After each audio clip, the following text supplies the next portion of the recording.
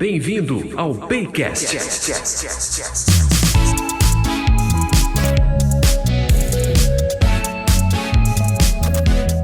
Oi pessoal, sejam muito bem-vindos ao primeiro Paycast, o podcast da PayGo. Eu sou Rafael Chinaglia, jornalista e serei o seu host. Hoje a gente fala sobre integrações técnicas entre sistemas. E para falar sobre esse assunto tão importante, eu convido duas pessoas incríveis, especialistas neste assunto. Vou pedir para que elas se apresentem para vocês que estão ouvindo a gente. Diego Alves é o primeiro. E aí, Diego, bem-vindo. Fala pessoal, boa tarde, tudo bem? É um prazer muito grande estar aqui com vocês para fazer esse bate-papo. Eu trabalho aqui na PayGo já há alguns anos, na verdade, bons anos, né?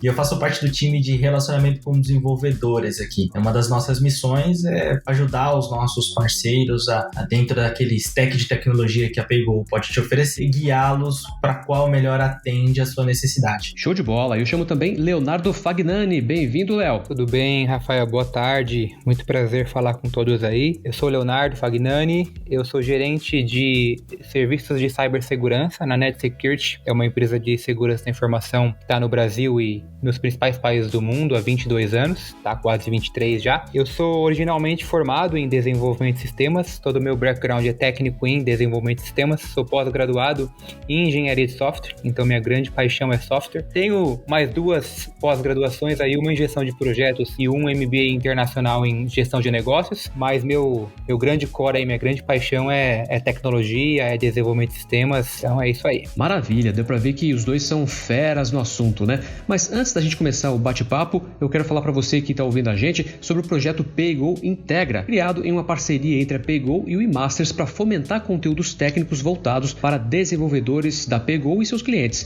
que fazem integrações com os produtos PayGo. Basta acessar então o site dev.paygo.com.br, dev de developers.paygo.com.br. No site você vai encontrar explicações sobre cada produto PayGo, orientações para as integrações, além de artigos explicativos, vídeos e os acessos para os canais Slack e GitHub.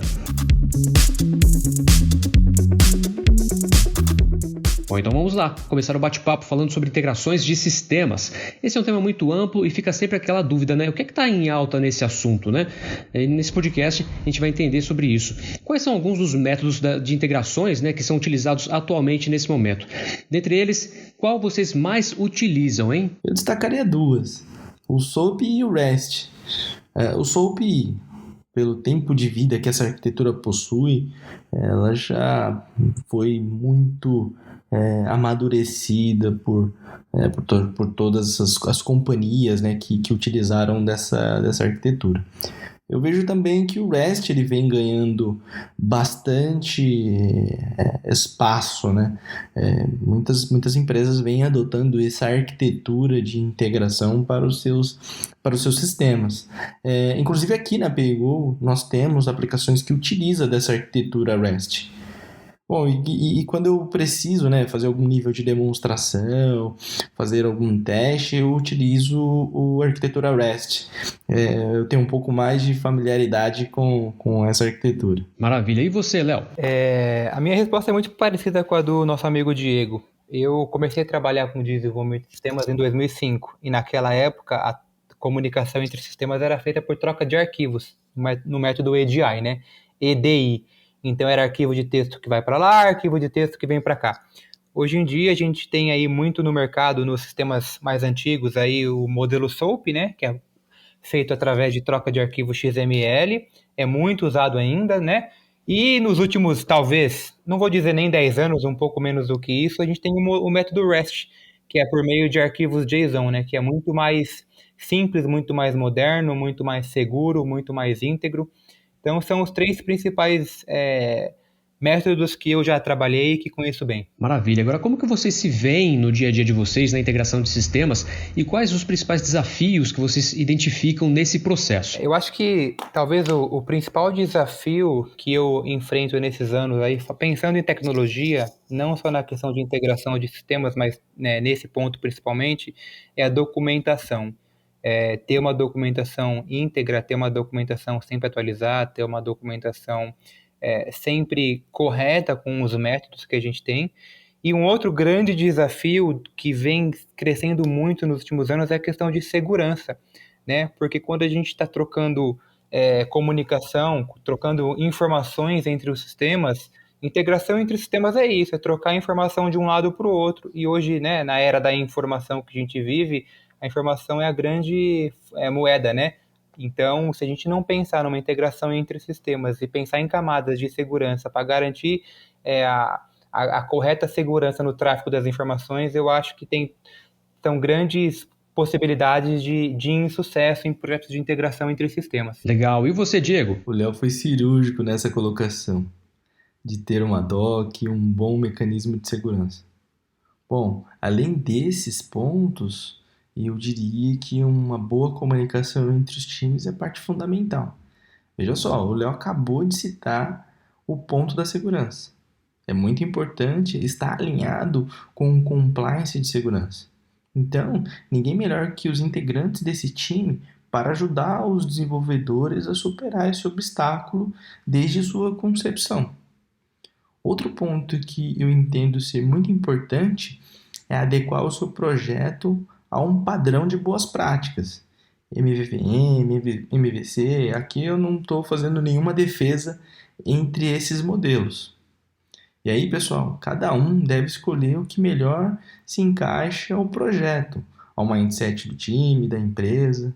Nesse aspecto, é só ruim não ter um. Sair escrevendo um código sem separar o que é interface com o usuário, o que é lógica, o que é escrita em banco, por exemplo, vai dificultar a vida do amigo dev, a vida do seu amigo dev, que vai pegar esse código lá na frente para dar algum nível de manutenção.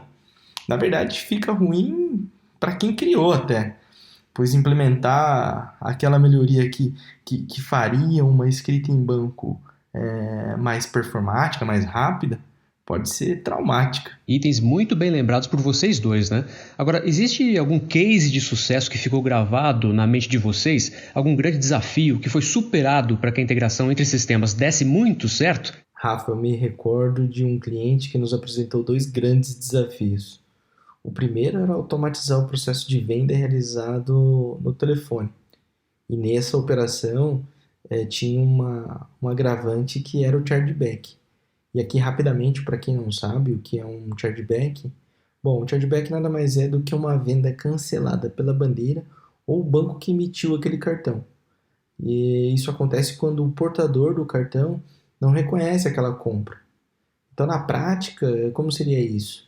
Bom, o portador ele liga na central de atendimento ou da bandeira ou do banco que ele tem, que emitiu aquele cartão, né? E fala que não reconhece aquela compra. Claro que nessa ação passa por uma análise, mas normalmente a venda é cancelada, então isso é um chargeback, né? Bom, o segundo desafio era automatizar o pagamento que era feito lá no delivery. Para o nosso primeiro desafio, nós usamos o nosso gateway de pagamentos e de cara já conseguimos dar bons resultados para o nosso cliente. Com o nosso processo, o link de pagamentos era enviado diretamente para o portador do cartão. E com isso nós eliminamos os erros de anotação de dados, né? Isso porque no processo antigo, o cliente anotava os dados de cartão em uma espécie de formulário para que somente mais tarde outro time submetesse aqueles dados a um processo transacional. Então nós eliminamos os erros nessa etapa, os erros de anotação, né? Possível, ao invés de anotar um número, anotava outro. Bem como também um possível vazamento de dados de cartão, porque veja, o time comercial anotava os dados de cartão em um formulário e isso transitava entre outros times dentro da empresa, né? Então a fragilidade nessa etapa era bem grande. E os ganhos não foi só nessa etapa, né, na hora da venda.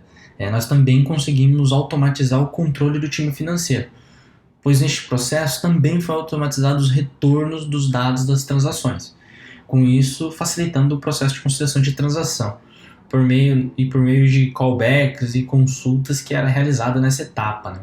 Já em nosso segundo desafio, nós disponibilizamos uma arquitetura de POS TFV Web Service para esse cliente. Lembro que nessa operação a exposição do nosso cliente era ainda maior. Erros como digitação de valor, tipo de operação, se crédito ou débito, né, na hora ali de fazer a venda, se o entregador selecionasse débito ao invés de crédito ou crédito ao invés de débito, isso gerava um desconforto tanto para o cliente como para o portador do cartão. Possíveis fraudes, né, como POS pirata, ou seja, aquele POS que tem ali os dados do estabelecimento, mas na verdade não está fazendo venda para aquele estabelecimento, né? E até no processo da conciliação, que também era manual, porque quando o time de analistas, né, recebiam aqueles comprovantes de venda, eles tinham que ficar digitando aqueles dados no RP. Ou seja, ia desde do nascimento da venda até na conciliação de recebíveis. E nesse POS TF via Web Service, né, que carinhosamente a gente chama ele de POS Control Pay, o cliente ele injeta, né, uma série de pedidos, né, tem a possibilidade de injetar um ou uma série deles, né, e quando o entregador chega até o seu destino e vai para a etapa de realizar o pagamento, né, o mesmo seleciona o número do pedido daquele cliente e o que o portador do cartão tem a fazer é inserir o cartão, digitar sua senha e acabou. E toda essa etapa, né, era tão simplificada porque lá atrás, né, no início, quando o nosso cliente injetava os pedidos, ele também injetava as características desse pedido. Então ele já informava ali o valor, já informava ali o tipo de operação, se era parcelado ou não, enfim, ele injetava todas essas informações e aí o nosso pedido, quando era selecionado lá no POS, ele já carregava todos esses dados, né, todas essa característica. E praticar o item de controle financeiro, a nossa aplicação realiza um callback uma vez que a venda era concluída, né? Então, o processo de venda acabou, a nossa aplicação fazia uma chamada de callback no web service desse nosso cliente. E aí o mesmo dispara uma consulta para o nosso sistema, pegando ali os dados daquela transação. E aí, com isso a gente também ticou esse item controle financeiro. Para nós esse foi um grande case. Muito legal. E você, Léo, tem algum case de sucesso aí inesquecível? Legal. Tem sim, tem algumas. Eu posso me recordar de uma que foi muito legal numa oportunidade onde uma empresa estava nascendo do zero, né? Era uma empresa que realmente precisava construir toda a sua plataforma de sistemas e ela precisava chegar no mercado, né, o mais rápido possível, né? Essa é a grande necessidade das empresas hoje, o time to market. O quanto antes ela chegar no mercado vai dizer aí a relevância dela, né? E não adianta chegar no mercado de qualquer forma, né? A gente tem que chegar no mercado estruturado e pronto para atender o cliente. E a gente conseguiu vencer esse desafio por meio de tecnologia e por meio de integração entre os sistemas, por meio de web services, microserviços. Então, a gente construiu um planejamento de negócio, um roadmap de negócio, né, um business roadmap, focando na integração sistêmica, ou seja, à medida que o produto ia sendo documentado e amadurecido pela área de produtos, o time de desenvolvimento ia desenvolvendo os microserviços, sempre microsegmentando cada um daqueles pequenos métodos, né? Cada uma daquelas APIs, né, que a gente fala são os serviços do web, cada uma das pequenas funções e disponibilizando isso já em ambiente de produção.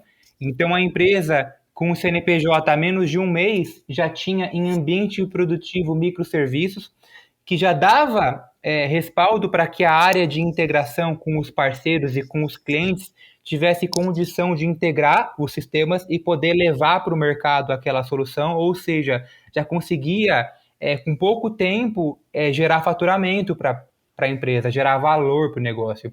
Então, o grande case foi que, através de um planejamento de microsegmentação de serviços, focando no negócio sempre, claro, mas usando a tecnologia como meio, a gente conseguiu garantir um time to market super rápido, a gente conseguiu levar para o cliente, para o parceiro, ou né, para o cliente final, uma solução, lógico, não aquela solução super completa, super full, com todas as funcionalidades de largada, mas a gente foi conseguindo levar aos poucos isso para o cliente, e toda semana o cliente tinha algo novo, então ele conseguia testar, a gente verificava a aderência, se aquilo realmente era aderente ao mercado, se era aderente ao cliente. Então, se não era aderente, eu não precisava reconstruir um sistema inteiro, eu reconstruía um único método, um único serviço, né? Um único módulo daquele sistema e não um sistema como um todo.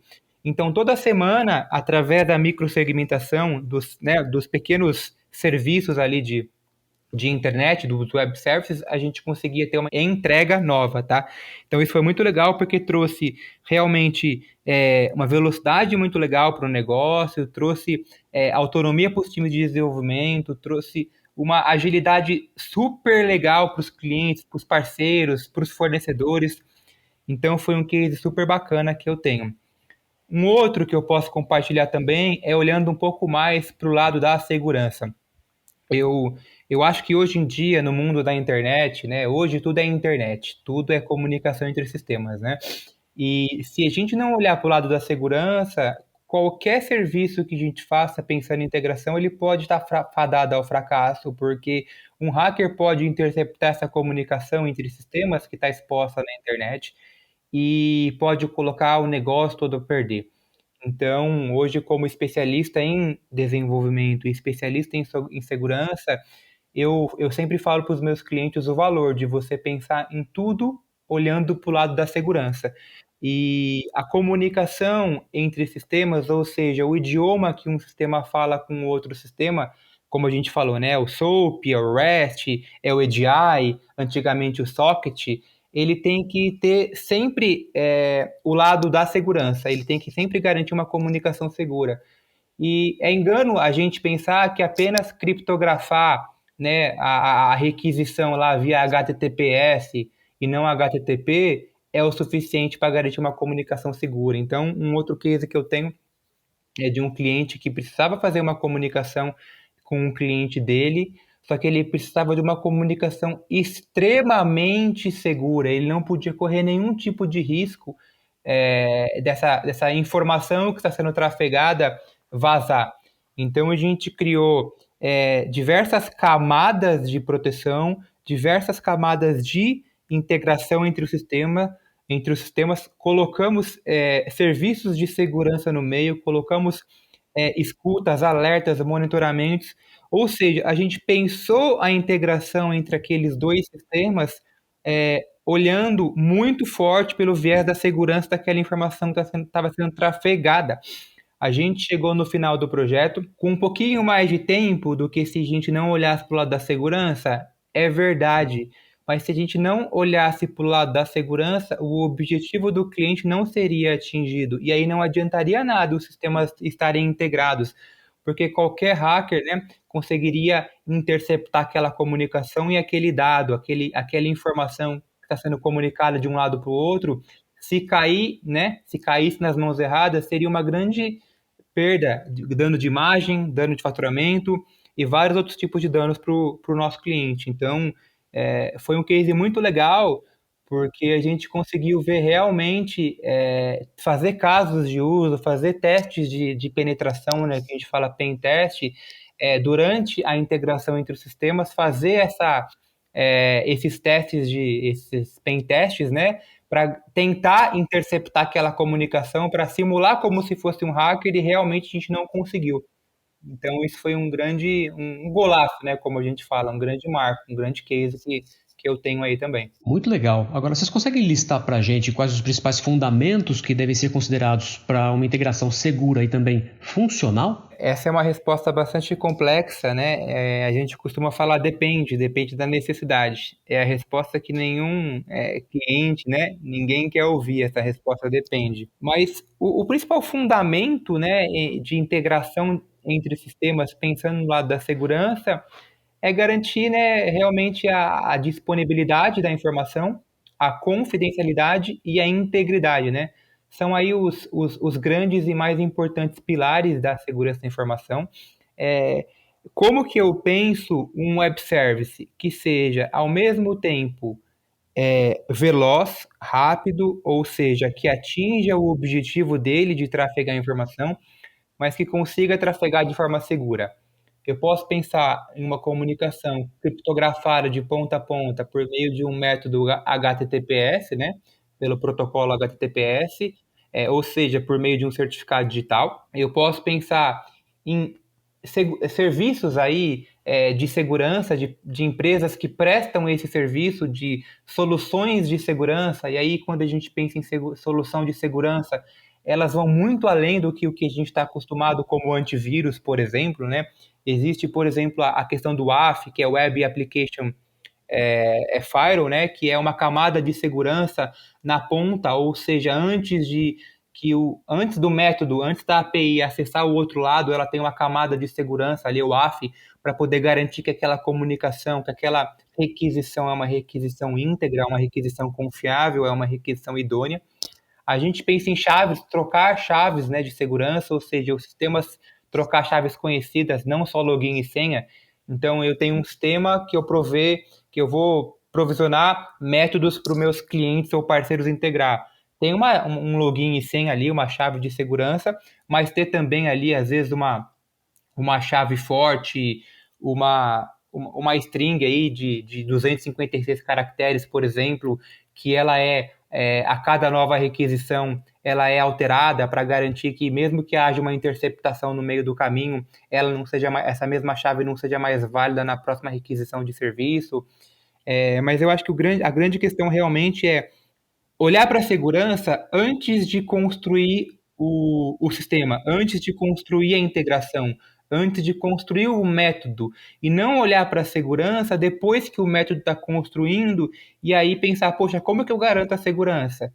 Põe um certificado digital, põe um método HTTPS, só isso não é o suficiente. Então, na hora do planejamento, na hora que eu estou fazendo o desenho, a modelagem do sistema, construindo a arquitetura do sistema, construindo o planejamento de microsegmentação de cada um dos serviços, dos módulos, pensar na segurança enraizada, pensar na segurança neste momento e não após todo o desenvolvimento do serviço, na hora que eu vou fazer a integração com o meu outro sistema, com o meu parceiro, com o meu cliente, com o meu fornecedor, e etc. Muito legal. E você, Diego, concorda com o Léo? Sim, eu concordo. O aspecto da segurança deve ser um dos pilares, assim como a escalabilidade. Ter um sistema escalável hoje em dia é parte fundamental para o negócio. Claro que não adianta nada um dos sistemas ter essa autocapacidade de processamento e disponibilidade se o outro não tiver. Ambos devem ter. Assim como o Léo falou sobre o aspecto de segurança estar enraizado na concepção de um sistema, o design de acesso a dados, bem como o fluxo de dados, também devem estar enraizados. Assim, quando essas aplicações forem trocar dados entre si, podem haver milhões de usuários que no máximo haverá um auto-escalation de recurso para que tudo fique funcionando perfeitamente. Acho que o time de SRE e de infraestrutura vai querer me bater ao ouvir isso dessa maneira tão simples que eu falei. Mas eu não acredito que o mindset é esse. Muito legal. Quero fazer agora um momento provocação, né? Para vocês, qual é o maior erro dos devs nesse processo de integração entre sistemas? Alguma dica aí, Diego? Eu diria que é a falta de documentação. E aqui eu gostaria de separar em 2 cenários. No primeiro cenário, é para quem está disponibilizando um conjunto de APIs. Ou seja, construímos um sistema e agora vamos externalizar um conjunto de métodos para que outros sistemas interajam com o nosso. Ter uma boa documentação que explique cada método, cada campo e o fluxo que deve ser respeitado é um dos erros que vejo nesse cenário. Já no segundo cenário, é para quem construiu a integração. É muito importante que ao construir uma integração, haja uma documentação que explique o que cada método está fazendo.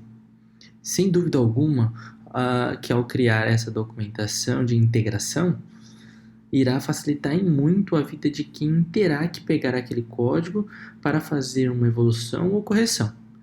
Eu diria que, em muitas das vezes, o próprio dev que construiu aquela integração é a pessoa que terá que dar algum nível de manutenção. Então, eu diria que é a documentação.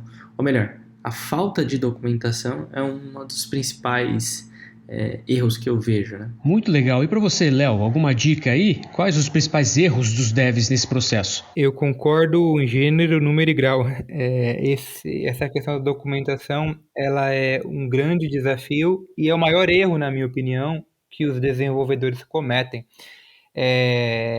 muitas vezes o foco está no desenvolvimento. Afinal, essa é a função dele, né? Desenvolver. Ele não, muitas vezes o dev não pensa que se ele não documentar aquele método que ele está escrevendo por meio de comentário no código, por meio de, né, de comentário no método, por meio de uma documentação textual sobre o objetivo daquele método, as regras de negócio que ali estão incluídas, muitas vezes ele esquece que o colega lá do outro lado da mesa que vai integrar, muitas vezes pode ser ele mesmo, porque muitas vezes ele recebe a demanda para ele integrar, e aí ele tem que ficar lendo o código que outra pessoa escreveu para tentar entender o objetivo de cada método, né? Fazer uma integração gasta-se muito mais tempo do que se ler uma documentação, né? Um Word, um PDF ali, com uma frase simples. Este método, né? Get clients. Pode parecer meio óbvio que o nome do método get clients é para obter a lista de clientes, mas será que é só isso? Então, uma frase simples: este método retorna a lista de clientes por meio de filtro cliente pessoa física ou cliente pessoa jurídica, por exemplo. É uma frase, mas que ajuda muito na hora da integração, na hora dos desenvolvedores se conversarem, né? Uma outra coisa que eu percebo é a falta de teste de estresse, né? A gente geralmente desenvolve o método, desenvolve a API, faz aquele teste ali, roda o teste, vê que está passando certinho né? Não está dando erro, trata as exceções quando acontece um erro, mas às vezes falta um pouquinho de teste de estresse, teste em massa. Que seria isso? Garantir que aquele método ele funcione bem, que aquele código está estruturado o bastante para um uso excessivo. Então, quando você está falando, por exemplo, da PayGo, né, que tem milhões e milhões de clientes usando seus serviços aí, financeiros ao mesmo tempo, aqueles métodos precisam estar íntegros, coerentes, robustos para garantir aquela carga, né, que o negócio necessita.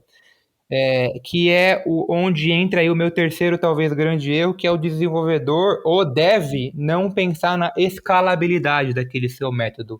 Hoje a gente fala muito sobre DevOps, né? Que é unir a parte de desenvolvimento com operação. E eu acho que quando o desenvolvedor ele pensa na escalabilidade daquele método, o tamanho que aquilo pode chegar, ele começa a ajudar mais o seu colega, né, da área de operação ou o seu colega de DevOps a garantir aí o menor erro possível na hora da execução, na hora que aquele método está em produção. Maravilha! Agora eu quero falar com vocês sobre recomendações para quem quer começar. Pedir para que vocês indiquem para a gente, né? Tem dicas para quem está iniciando, né? Ou até para quem já trabalha na área e vai lidar com muitas integrações, né? O que o profissional precisa ter ao começar a trabalhar com integrações entre sistemas? Existem alguns pré-requisitos, macetes, digamos assim, né? Métodos que devem ser avaliados previamente? Não existe nenhum segredo que só eu saiba, não. Mas eu acho que quando a gente pensa em ingressar, né, na carreira de desenvolvedor, de desenvolvimento, hoje em dia está muito em alta a questão de integração e de API, de REST, sabe, de web service. E eu acho que o desenvolvedor ele precisa realmente dar um passo para trás e começar entendendo o que é um sistema, o que é uma aplicação, o que é um web server, o que é um banco de dados, como que essas partes todas se conversam, para que serve um sistema, qual o objetivo de negócio aquele sistema, né, necessita, entender de forma muito profunda, e muito profunda mesmo, lógica de programação, né? Pode parecer muito óbvio, mas eu vejo desenvolvedores que não têm uma lógica de programação muito apurada, e aí na hora de criar um método, às vezes não entendem o que é microsegmentação, né? O que é pensar num pedacinho bem pequenininho, porque falta um pouco daquela lógica, que é um dos fundamentos bem básicos lá que se aprende no primeiro ano da graduação, né? Falta muito disso. Capacidade de leitura e interpretação de documentação também é fundamental. Antes de sair pensando, poxa, peraí, eu vou integrar sistemas, peraí, cadê aqui o JSON, me dá aqui o Swagger, que eu vou fazer um teste, vou fazer um get, fazer um post. Não, calma, né? Eu acho que dar alguns passos para trás e ter um pouco mais de bagagem antes de pensar lá na integração. Eu vejo que essas seriam aí as principais até meio óbvias recomendações. Muito legal. E você, Diego, concorda? Qual é a sua recomendação? Bom, eu acho que não vá no que é o mais hype. Quando a gente tá começando, né, existe muito aquela dúvida, o que usar. Antes de ir para o que usar, né, acho que ir um pouco na linha do que o Léo acabou de mencionar. Né? Então, senta, leia, entenda aonde e qual é o cenário, né, que você está entrando. Né? Então, não necessariamente a tecnologia mais hype, ela vai te entregar aquilo que você precisa. E eu acho que fica até de alerta, tecnologias muito hypes, elas têm que passar por um processo de amadurecimento, né? Então, uma nova tecnologia, ela precisa ser estressada, ela precisa ser melhorada, né? Então, eu diria que nem sempre o que é mais novo, muito novo, sempre é o que há de melhor, não, muito pelo contrário. Eu diria para que as pessoas parem e reflitam com relação a isso, né? Não acrescentando aos pontos já que o Léo mencionou, né? Sim, sim, perfeito, perfeito. Agora, e quem já tem esses macetes, quem já sabe tudo isso no dia a dia, tem alguma dica para evoluir? Sim, para esse profissional é justamente o contrário. É fundamental que essa pessoa se recicle, esteja sempre se provocando. Diria que a zona de conforto é muito prejudicial, não só para quem é desenvolvedor, mas para qualquer carreira. Participar de comunidades que estudam uma nova tecnologia pode ser um bom caminho para manter-se atualizado. Inclusive, eu diria que esse profissional incomodado, que busca sempre novas tecnologias, sempre busca por estar aprendendo, nesse constante aprendizado, tem um alto valor de mercado. E você, Leonardo, qual que é a sua opinião sobre isso? Concordo sim, concordo com o que ele falou. Manter-se sempre atualizado, né? Esse é o segredo na área de tecnologia. Em muitas áreas também, mas tem algumas áreas que a mudança não é tão constante. Na área de tecnologia, a mudança é muito constante. Eu me lembro que eu comecei a trabalhar, né, com o método de troca de arquivos. Então, quando eu trabalhava comunicação entre sistemas, a gente fazia troca de arquivos em texto. Ainda existe hoje, por exemplo, sistemas bancários, pagamentos de boleto, ainda existe muita troca de arquivo texto.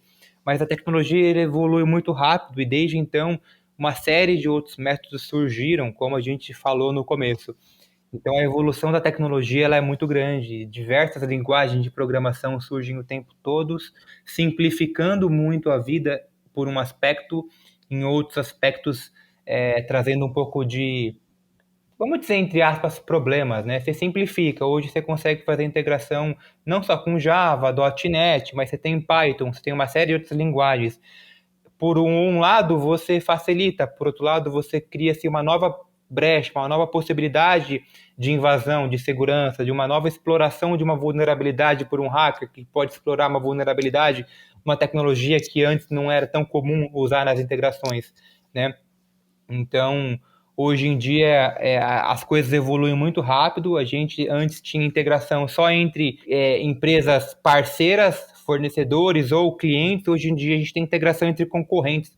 Se você olhar aí o Pix, o Open Banking, que são coisas que estão surgindo, a gente está falando que empresas concorrentes estão se conectando, então se integrando por meio de regulamentações do Banco Central.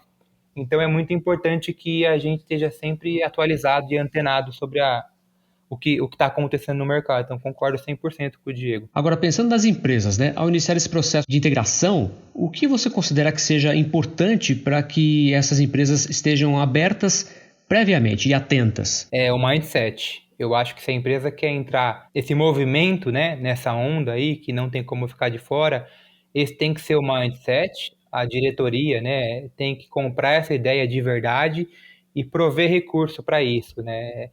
Pensar em integração de sistema é o fim, é o objetivo final. A gente tem que pensar no mindset, ou seja, todo o caminho para eu atingir esse objetivo. Eu tenho que reciclar tecnologia, eu tenho que reciclar conhecimento, muitas vezes eu tenho que reciclar time, reciclar metodologia. Hoje a gente tem algumas metodologias, por exemplo, os mais comuns como o Waterfall, que é um método de desenvolvimento não ágil, né, em modo cascata, ou seja, um passo atrás do outro, mais estruturado.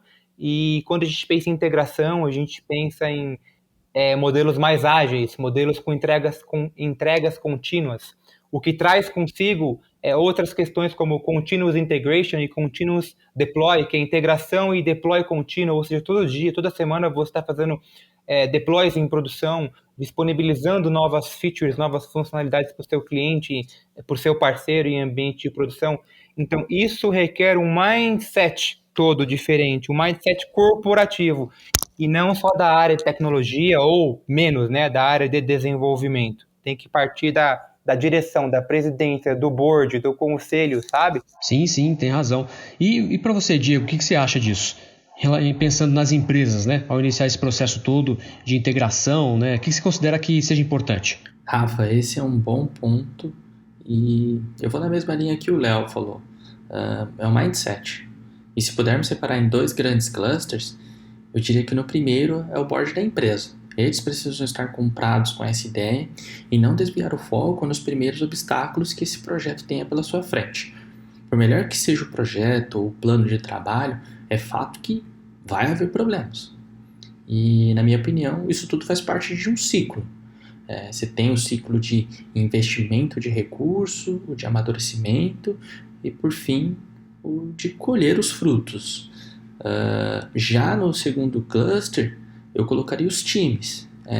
Os times que foram dedicados para esse projeto, na prática é eles que vão fazer acontecer. Então, ter muita responsabilidade, maturidade na escolha de uma boa framework ou uma metodologia para controlar as issues desses projetos é de responsabilidade dos times. E sem dúvida alguma, investimento de boas horas de trabalho são pontos que, em minha visão, são necessários. A grande vantagem é que, após todo esse investimento, o fruto pode ser uma automatização de processo que torna um SLA mais coerente para o negócio, ou pode ser um novo sistema que revoluciona uma dor em comum entre os usuários. Por que não, né? O que precisamos ter em mente é que a linha é tênue entre ter ou não um bom projeto. O que separa é a execução. Pode reparar, todos os serviços que consumimos em nosso dia a dia, seja ele no trabalho ou na hora do lazer, todos eles têm algo em comum. Ambos foram implantados. Antes disso, eles eram só uma ideia. Então, por isso que o mindset deve estar alinhado entre todos. Então, desde a concepção até a sua execução. Então, eu diria que o grande protagonista para responder essa sua pergunta aí, Rafa, é o mindset. Perfeito. Agora a gente chega na parte aqui do nosso podcast, que são as considerações finais dos nossos entrevistados, né? O que vocês podem acrescentar para a gente aqui? Quero agradecer primeiramente, né, pela oportunidade de terem vocês com a gente aqui, compartilhando conhecimento. E esse é o momento do jabá que vocês têm para compartilhar a vida de vocês, a profissão de vocês. É isso aí, manda bala. Bom, pessoal, a gente gostaria de agradecer demais aqui a presença do Léo, que veio nos abrilhantar aqui com toda a tua bagagem, todo o teu conhecimento, com o nosso podcast aqui da Pegona, o Paycast, e falando um pouquinho sobre a nossa empresa.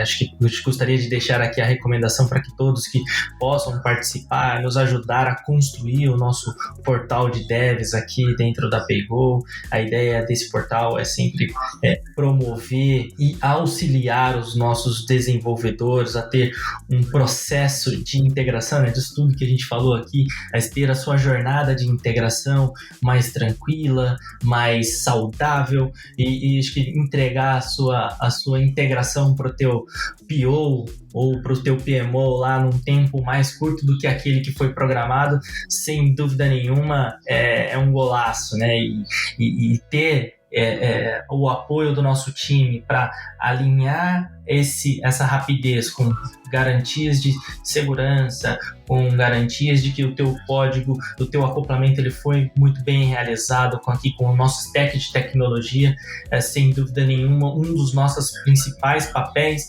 e um dos nossos principais mindsets aqui quando a gente fala de auxiliar os nossos parceiros a se integrar. Muito obrigado, Diego, e muito obrigado também ao Léo, que participou aqui com a gente, compartilhou conhecimento. Valeu, Léo, brigadão. Eu que agradeço, pessoal, eu que agradeço o convite de vocês, da PayGo, de poder participar dessa discussão muito, muito gostosa, muito leve. É muito legal falar de integração entre sistemas com pessoas super capacitadas como todos vocês. Muito obrigado e deixar aí à disposição a NetSecurity, empresa pelo qual eu represento.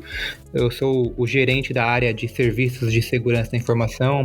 A NetSecurity é uma empresa que está no mercado de segurança há 22 anos, caminhando para 23. Uma das pioneiras no Brasil, aí uma das principais, que nasceu pensando em segurança, pensando em prestar serviço de segurança. É uma empresa hoje que presta serviço para o Brasil inteiro, para todo tipo de cliente, tamanho, porte, mercado, segmento, mas também para o mundo todo, para algumas empresas América do Norte, América Latina, Europa, e tá pronta para apoiar empresas aí nesse desafio de integração, nesse desafio da internet. Hoje tudo é internet, tudo é segurança, né? Então acho que a segurança é vital. Então contem com a NetSecurity para ajudá-los aí em qualquer necessidade, e em meu nome agradeço mais uma vez a oportunidade de participar aí dessa discussão. Maravilha, Léo, muito obrigado, viu? E antes de encerrar, eu quero que os nossos convidados deem dicas para os nossos ouvintes, né? As dicas dos participantes podem incluir séries, livros, eventos, pode ser relacionado ao tema ou não. Vocês que decidem aí, a bola tá com vocês. Eu tô assistindo 2 séries que eu tô gostando bastante. Elas têm um pouco de vínculo com o assunto que a gente vem discutindo, tá? Eu tô assistindo Startup, que é um seriado que tem 3 temporadas, né? Que fala sobre a criação de algumas empresas, mas ela traz um pouco do vínculo com o mundo real. O legal é que não é aquele blá blá blá chato do Vale do Silício, né? Vendendo só o peixe aí, mas traz muito da realidade, das dificuldades do empreendedorismo, né? Do empreendedor, da pessoa, do empresário, enfim, da pessoa comum. É muito legal, chama Startup. E uma outra também que eu terminei de assistir recentemente é Mr. Robot, que fala especificamente sobre segurança. Também com um pouco de romantismo aí, porque senão não prende a atenção. Mas é muito bacana para quem quer aprender um pouquinho mais sobre segurança. Fala também sobre aplicações, tá? Como, lógico que olha pelo viés da segurança, de invasão, de prevenção de invasões, mas fala também bastante sobre aplicações, chama Mr. Robot. Bom, eu indicaria um livro que recentemente eu li, chamado-se Projeto Fênix, um romance sobre TI. É um livro que fala sobre um gerente de tecnologia, né, o Bill. Ele tem um desafio ali de reformular toda a sua área e seu departamento de tecnologia, né, mais alinhado lá com o sucesso do negócio, né? Rola até uma pressão do chefe, enfim, é um livro bem leve, bem bacana de se fazer essa leitura. Maravilha, muito obrigado, Diego Alves, Leonardo Fagnani pela participação. O Paycast é um oferecimento de PayGo Integra, nosso site é o dev.paygo.com.br, dev de developers.paygo.com.br, lá tem artigos, podcasts e vagas. O e-mail é o dev@paygo.com.br. Muito obrigado aos nossos convidados e gratidão a você que acompanhou o nosso podcast. Esse foi o Paycast, roteiro Cadu Fernandes. Tchau, pessoal!